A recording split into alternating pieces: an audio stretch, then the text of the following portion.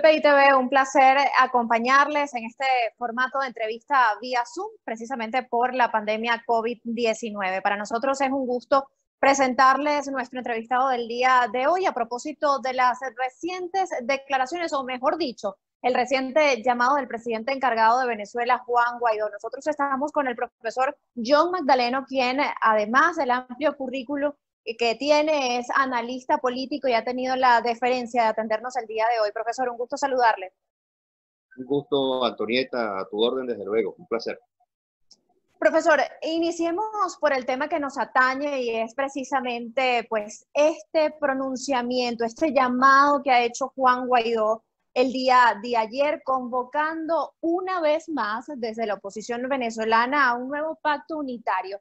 Profesor, este llamado no es nuevo. Tenemos muchos años escuchando a la oposición venezolana haciendo un llamado de unidad. ¿Por qué después de tanto tiempo no se ha logrado una unidad en la fracción que pues opone a Nicolás Maduro?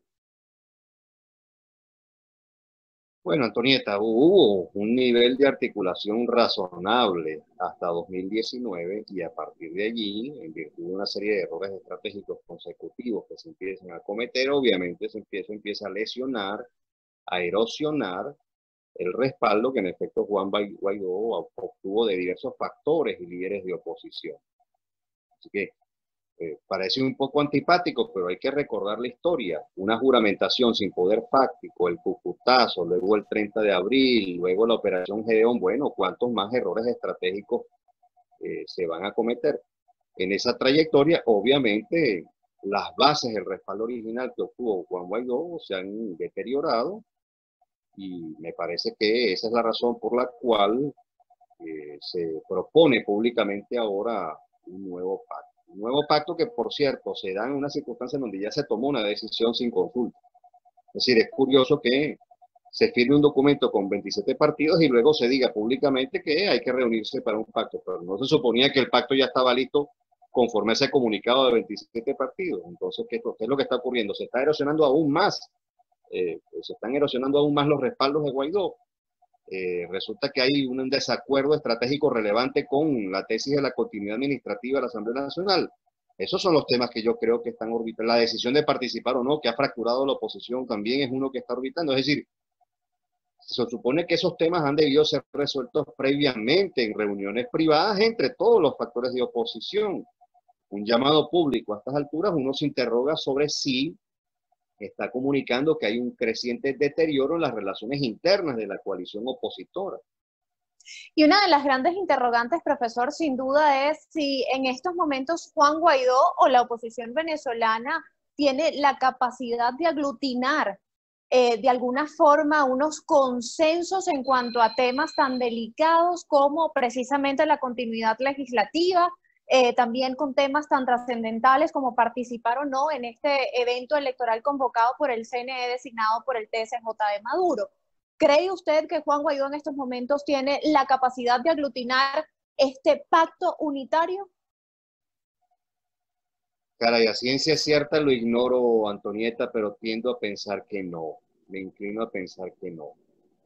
Entre otras cosas, repito, por la cantidad de errores consecutivos acumulados, entre otras cosas, por cierto, porque tengo noticia que la tesis de la continuidad administrativa sí ha generado disenso de forma importante en el seno de la coalición opositora, porque como es previsible, la realización de esa tesis conduce a más persecución por parte del régimen autoritario, conduce al eventual encarcelamiento de líderes y hasta de diputados, y en el caso de que logren evitarlo, en todo caso estaríamos hablando del exilio de muchos de ellos. Es decir, la tesis de la continuidad administrativa, hasta donde yo entiendo, es una aplicación por analogía de principios de derecho administrativo, no de derecho constitucional.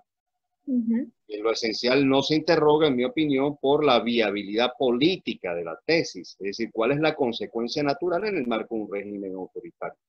Bueno, en efecto, creo que esta es la razón de fondo por la cual, entre otras, es difícil forjar un consenso a estas alturas. Porque en estos momentos se llama a voces disidentes de la propia oposición, como lo es María Corina Machado, y sobre todo me llama la atención que dentro de esta lista de personas se incluya también a Leopoldo López, aliado principal de Juan Guaidó en su momento, a pesar de que ya Juan Guaidó haya renunciado a su tolda política Voluntad Popular? ¿Por qué se incluye, por ejemplo, a Leopoldo López?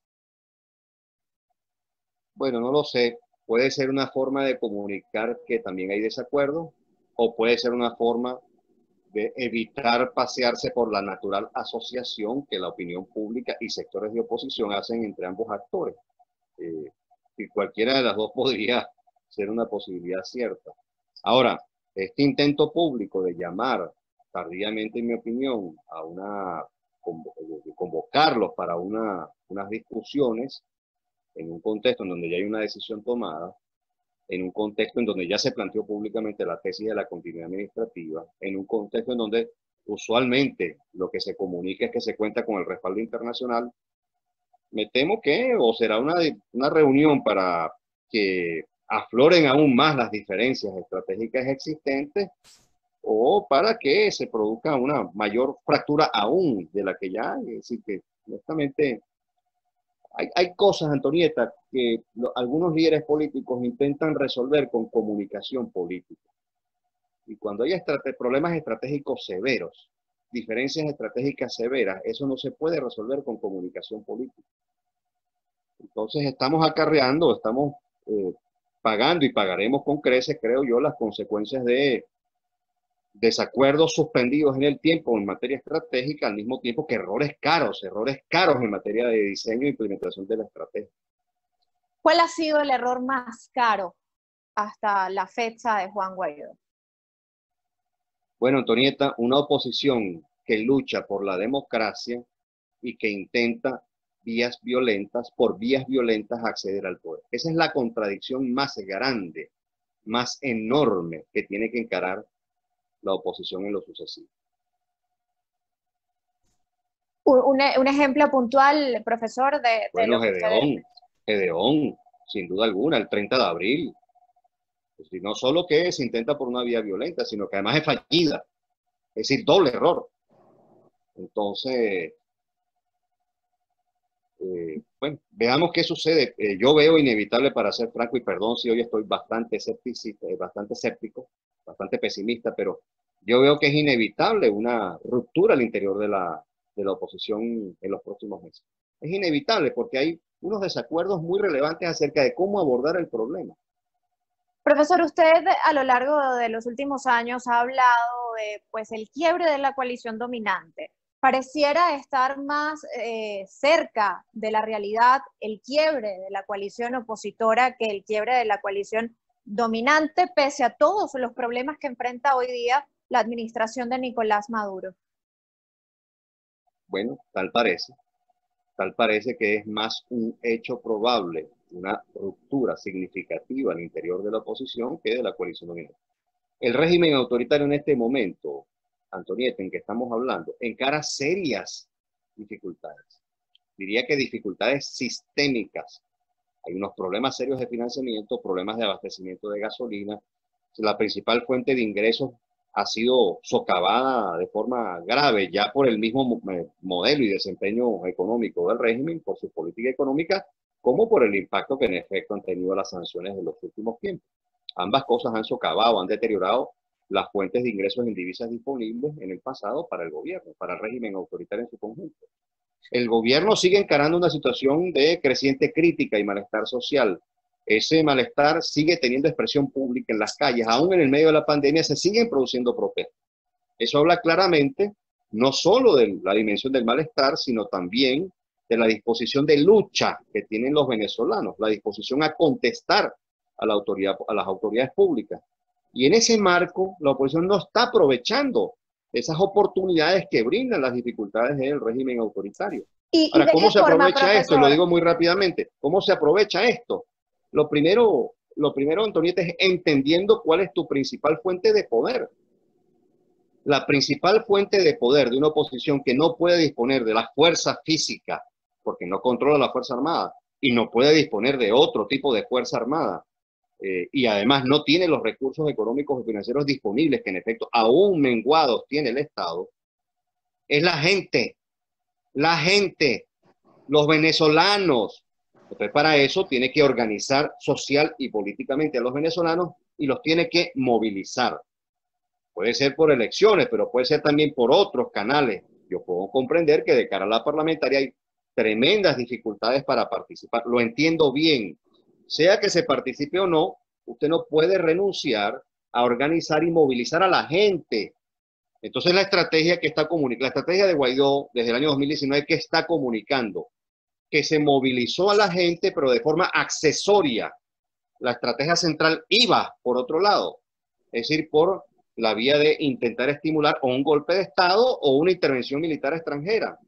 Y ambas fracasan porque ni hay la fuerza interna ni factores externos están dispuestos a cometer un curso de acción de esa naturaleza.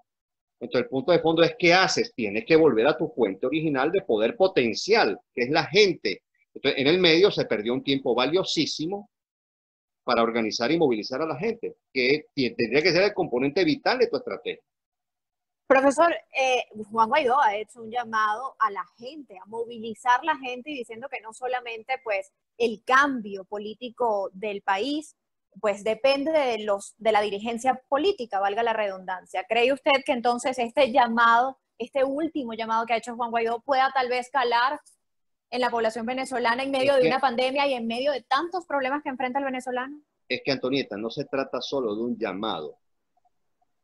Es decir, los llamados en el marco de regímenes autoritarios para movilizar son ineficaces si no se acompañan de organización y articulación previa. Las protestas y en general la movilización social en regímenes autoritarios no es espontánea. Tiene que ser organizada previamente.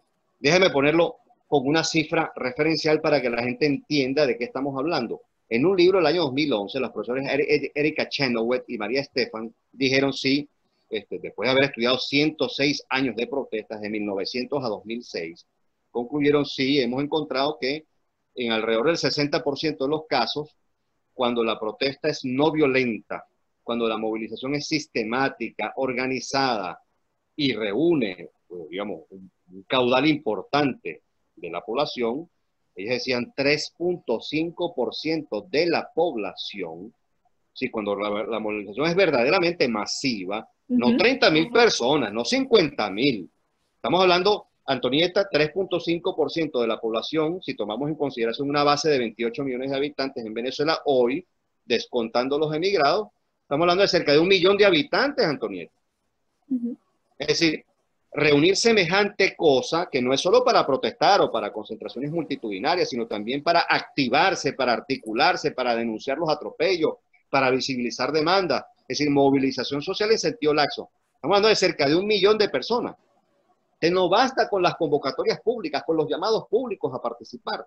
Usted tiene que ser el primer articulador y organizador de eso. Si usted tendría que estar pensando desde hace rato en cómo articular y llegar al millón de personas o más. Entonces yo lo que veo es que primero o hay mucha ingenuidad o hay mucha torpeza en el diseño e implementación de las estrategias. Lo digo con toda franqueza intelectual porque después de casi 2 años, ¿qué puede pensar uno? Profesor, ¿qué pasa? Usted habla de errores estratégicos, habla de tal vez ingenuidad, usted habla desde su capacidad intelectual y vaya que es gruesa. ¿Qué ha pasado con la casta opositora? ¿No han escuchado voces como las de ustedes que básicamente intentan orientar a la política venezolana? Antonieta, te voy a confesar cuál ha sido mi propia experiencia personal. Porque uno usualmente se reúne con políticos que le piden consejos, piden opiniones. Así es. Bueno, algunos de ellos escuchan, otros no escuchan. Y uno se interroga por qué los otros no escuchan. ¿Juan Guaidó lo ha escuchado, profesor? No, yo nunca he hablado con él en lo personal. Nunca. Yo tuve una conversación telefónica muy breve con Juan Guaidó de no más de 15 minutos en febrero del año 2019. ¿Cuándo se juramentó? En febrero del año 2019, una conversación muy corta, muy específica, de 15 minutos, pues temas generales, por cierto. Mi apreciación personal del momento político. Eso es todo el contacto. Ahora, sé que otras personas relacionadas sí han escuchado conferencias, he conversado con ellos. Es que ya hay una decisión prefijada, ya hay decisiones predeterminadas. Eso ha sido un error, cuando profesor. Tú me escuchas es porque ya tomaste una decisión. Eso ha sido un error, por ejemplo, decidir entre ellos no participar en esta convocatoria electoral. Es que para mí no es tan grave esto porque yo puedo comprender la situación de precariedad no solo de las condiciones electorales, sino de las capacidades organizativas. Claro. Pero lo digo con mucho respeto y afecto porque yo conozco a Juan y le tengo aprecio personal. Estas críticas son duras, yo lo sé, pero es que uno tiene que ser honesto intelectualmente. Y el punto de fondo es, Juan Guaidó no tiene casi 2 años hablando del desarrollo de capacidades. Así es. Bueno, muy bien. ¿De qué capacidades estamos hablando? En lo esencial de capacidades organizativas, de organización social y política, y capacidades que tienen que ver con la articulación de sectores sociales y políticos, con la elevación del nivel de coordinación estratégica entre los factores de oposición. En múltiples experiencias de transiciones exitosas a la democracia, este es un asunto capital. Los niveles de organización social y política y la coordinación estratégica entre los actores. Esa es una capacidad. Ahora, si el discurso queda anclado a las condiciones electorales, un régimen autoritario nunca te va a dar elecciones libres y competitivas. Nunca. Porque si te las da, sabe que se produce la transición. Es decir, que ellos son los principales afectados por otorgar, conceder mejores condiciones electorales. Ahora, si ellos no te van a dar mejores condiciones, sustantivamente hablando, mejores condiciones de cara a una elección, ¿qué haces tú? ¿Te cruzas de brazos? No, desarrollas capacidades organizativas. Entonces, esto no puede seguir siendo solo un discurso vacío. Es decir, el discurso tiene que tener traducciones prácticas. Y ahí hay un gran hueco en la implementación de la estrategia por parte de la oposición. Se suponía que esas eran parte de tus capacidades organizativas. Se supone que para promover una transición a la democracia, una habilidad y competencia y capacidad organizativa que se desarrolla es intentar penetrar la coalición dominante. ¿Y qué significa esto de penetrar la coalición dominante? Poner algunos factores de poder a dudar acerca de si seguir respaldando al régimen autoritario o no. ¿Y cómo se logra esto? Presionando interna y externamente, para lo cual requieres mayor organización y coordinación estratégica y simultáneamente ofreciéndole incentivos y garantías a algunos de ellos, porque de lo contrario no se fracturan. Si no hay garantías e incentivos para algunos de ellos, no se fracturan. Esto puede ser muy impopular, la gente puede hablar pestes de esto. Bueno, muy bien, yo puedo comprender su opinión emocionalmente, cognitivamente, humanamente, pero es que así es que funcionan las transiciones a la democracia. ¿Te guste o no te guste? Y por eso el concepto de, en efecto, usted tiene que facilitar las condiciones de una fractura de la Estaríamos hablando entonces de justicia transicional. Desde luego, no es cierto lo que dicen algunos, impunidad total, no es cierto. Ni en Argentina, uno de los regímenes autoritarios más represivos del siglo XX, más sangrientos, ni en Argentina hubo impunidad. En Argentina ha habido más de 300 procesados con motivo de las violaciones que se cometieron en el periodo de la tríada fuerte de Viola, Videla y Galtieri. Entonces, no. La pregunta que yo me hago en lo personal, a la luz de mi propia experiencia, en el contacto con algunos líderes, algunos son muy razonables, Antonieta, algunos escuchan, pero otros no. ¿Y por qué no escuchan? Porque ya tienen preconcepciones armadas, ya hay decisiones tomadas. Pero decisiones tomadas en lo personal, por su experiencia política tal vez, o porque la comunidad internacional está presionando para que se siga una hoja de ruta. Has tocado el punto clave.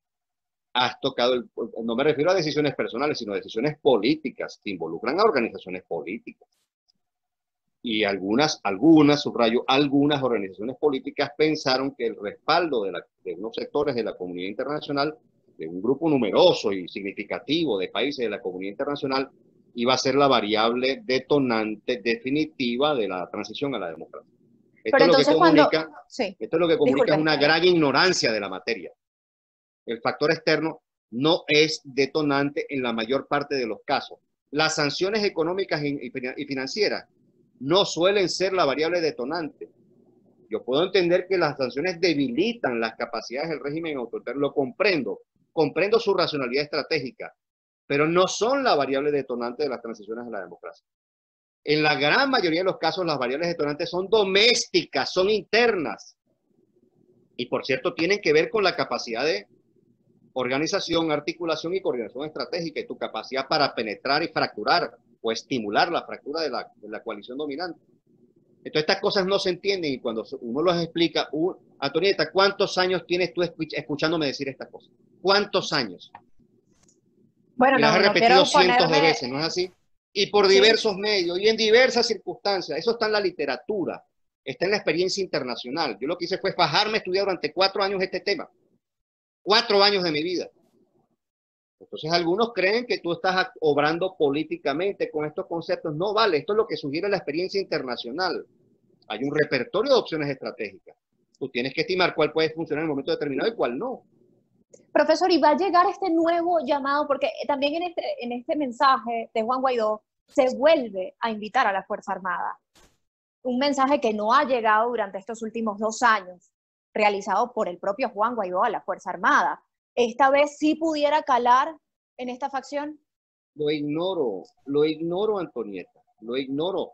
Tiendo a pensar, repito, tiendo a pensar que por la forma como se ha trabajado la materia, repito, un poco torpemente, en mi opinión, es difícil que eso suceda. Ahora, para recordar un par de autores, unos 3 autores, O'Donnell, Schmitter y Whitehead, las transiciones a la democracia son altamente contextuales e indeterminadas. Cuando uno menos se lo espera, puede ocurrir el inicio de una transición a la democracia. Ahora, si este llamado está involucrando un nuevo intento por esa vía, caray, yo le sugeriría al liderazgo que calibrara muy bien esto, porque es que ya lo intentó en un par de oportunidades y ya falló por esta vía en un par de oportunidades. Un tercer fracaso los condena de por vida, los condena de por vida, porque ¿quién le va a creer a esos actores que promovieron por tercera vez, después de 2 intentos fallidos, la misma ruta estratégica? Así que yo les sugeriría muy humildemente que calibraran muy bien lo que quieren comunicar con ese llamado a la Fuerza Armada. Profesor, hay sobre la mesa una estrategia como lo es el plebiscito. También pues hablaba Williams Dávila cuando sucedió el incidente en las afueras de la sede del Partido Acción Democrática. Él hablaba de una propuesta que haría desde su tolda política en referencia a realizar unas elecciones convocadas por el gobierno encargado de Juan Guaidó. ¿Qué opina al respecto de estas dos posibilidades? Bueno, esta iniciativa no es nueva y varios sectores han intentado promoverla desde hace tiempo. La interrogación que siempre formulo cuando se habla de esto en público y en privado es si la consulta no es vinculante y si el llamado gobierno interino no tiene poder fáctico para imponer la resultante de esa consulta, ¿qué objeto tiene ella? Si ya hubo una consulta en el famoso 16 de julio, Así y es. y de ahí algunos interpretaron con razón que se desprendía un mandato. Si el que convoca la consulta no tiene poder fáctico para volver el resultado de la consulta en ejecutoria real, entonces la consulta es esencialmente simbólica, Antonieta. Y después de 21 años ya no estamos para más demostraciones simbólicas. Es decir, ese es el problema que yo veo con esa iniciativa. Si esa iniciativa no puede traducirse a la postre en un resultado concreto, en una ejecutoria concreta, porque la oposición no dispone de poder fáctico para imponer esa decisión, entonces, ¿qué objeto tiene esa consulta? ¿Podría terminar Juan Guaidó exiliado luego de este nuevo intento? Bueno, me parece que es un riesgo que corre y por eso hablo de forma tan altisonante, porque es que es una pena que un muchacho valioso como él y otros actores valiosos que están a su alrededor se expongan una y otra vez de forma tan recurrente a tantos errores sistemáticos. Es una verdadera pena. ¿Se debería incluir en este llamado de pacto unitario a fuerzas que han dejado de lado su apoyo a Nicolás Maduro, es decir, partidos disidentes al chavismo? Bueno, esa ha sido una prédica que yo tengo desde hace mucho tiempo. Una de las formas con las cuales usted contribuye a fracturar la coalición dominante es integrando cada vez más actores, incluso los que vienen del oficialismo. Es decir, usted tiene que entender que tiene que socavar las bases de respaldo a un régimen autoritario en 2 direcciones. Primero, en la dirección de quitarle cada vez más respaldo dentro de la población. Segundo, quitarle cada vez más respaldo entre los factores de poder que lo respaldan. Es decir, usted tiene que obrar en ambas direcciones. Para ello tiene que confeccionar una coalición política alternativa que sea lo más incluyente posible. Dicho de forma didáctica, Antonieta, si la oposición está esforzándose por lograr una redemocratización en Venezuela, ese nuevo sistema político, ese eventual nuevo sistema político, tendría que tener muchos ganadores potenciales. muchos ganadores potenciales, incluyendo gente que viene del chavismo. Que no se puede poner partisana y binariamente pensando, no, no, los beneficiarios solo pueden ser los opositores. Porque si usted piensa de esa manera, y aún teniendo éxito el inicio de la transición a la democracia, usted se pone una temprana reversión autoritaria si no incluyó a otros actores. Si que hay que pensar con un poco más de cerebro y menos de vísceras. Profesor, como siempre, un gusto conversar con usted y escuchar sus atinados análisis políticos sobre el acontecer nacional, profesora. Gracias, querida Antonieta, y perdón por lo duro, pero estoy muy molesto porque es una trayectoria de muchos errores consecutivos. Y los venezolanos, después de 21 años, no merecemos eso. No, agradecidos más bien con el toque de realismo que nos hace entrar en cuenta a qué nos enfrentamos y qué es lo que viene para diciembre de 2020, ¿no? Agradecidos, profesor. Un gusto, Un placer, como siempre, Antonieta. hablar con usted y pues presentarle a nuestra audiencia parte de estos análisis detallados con respecto al entorno político. Como siempre, un gusto acompañarles. Mi nombre es Antonieta Larroca y los invito a estar por siempre pues en sintonía de la señal de BPI TV. Gracias, profesor.